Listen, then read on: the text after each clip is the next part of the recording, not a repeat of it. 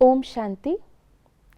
आज 5 अप्रैल बाबा के अव्यक्त इशारे हैं। जैसे कोई कमज़ोर होता है तो उनको शक्ति भरने के लिए ग्लूकोज चढ़ाते हैं। ऐसे जब अपने को शरीर से परे अशरीरी आत्मा समझते हो तो यह साक्षीपन की अवस्था शक्ति भरने का काम करती है। और जितना समय साक्षी अवस्था की स्थिति रहती है उतना ही बाप साथी भी याद रहता है, अर्थात साथ रहता है। आज बहुत ही रमणीक तरीके से बाबा ने हमें उदाहरण के तरह से बताया कि शक्ति भरने का साधन क्या है। जैसे स्थूल रूप से भी जब कोई पेशेंट होता है और उसको दवाइयाँ देनी होती हैं, परंतु उसके शरीर में अभी इतनी शक्ति ही नहीं कि वो उन दवाइयों को पचा सके, उसका रिएक्शन बॉडी पे ना हो, इसलिए पहले उसको ग्लूकोज दिया जाता है।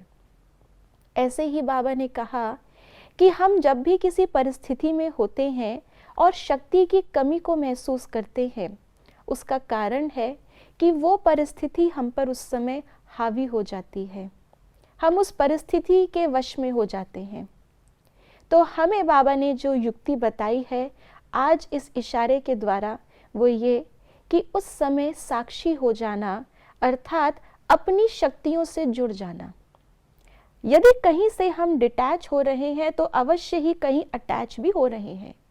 साक्षीपन का अर्थ केवल ये नहीं है कि उस समय अपने आप को बिल्कुल अलग कर लेना, किनारा कर लेना, लेकिन साक्षी होकर अपनी स्टेज पर वापस जा कर के मैं कौन हूँ, मुझे क्या वरदान प्राप्त हुए हैं, इस समय इस परिस्थिति में ज्ञान क्या कहता है।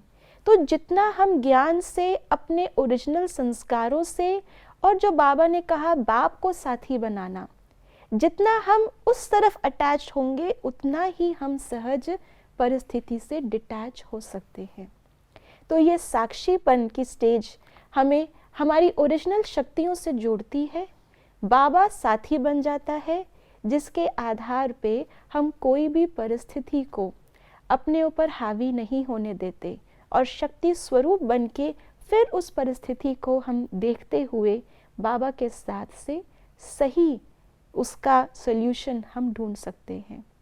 क्योंकि कई बार हम जो सल्यूशन अप्लाई करते हैं बाद में हमें समझ में आता है कि इससे बेटर सल्यूशन भी हो सकता था।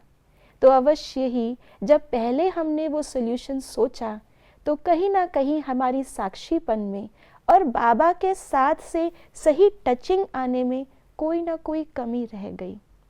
सफलता मूर्त बनने के लिए और अव्यक्त बनने के लिए इस साक्षीपन और साथीपन का अभ्यास आइए मिलकर हम आज के दिन करते हैं। ओम शांति।